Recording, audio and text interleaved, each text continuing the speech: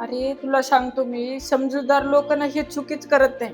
हे चूक कधीच करत नाहीत. जे की आपलेच मोस्ट ऑफ द आपले जवळचे चुकी करतात. काय चुकी करतात माहितीये का? ते जे बुद्धिमान लोक असतात ना, तो डोक्याचा वापर करतात. त्याने काय करतात माहितीये का? पैसे आले ना त्यांच्याकडं, त्याने काय करतात? त्याने इन्व्हेस्टमेंट म्हणून ना जमीन खरेदी करतात, प्लॉट खरेदी करतात. कुठं पण तुम्ही बघू शकता. प्लॉटची ना किंमत वर्षानुवर्ष वाढत राहते, कारण की तिथं डेव्हलपमेंट होणार आहे. येणाऱ्या काळामध्ये तिथे लाईट येईल, रस्ते येतील, परत तिथे डेव्हलपमेंट होतील, लोक राहायला येतील, मग तिथं जमिनीची किंमत आपोआप हायएस्ट वरती जाणार आहे.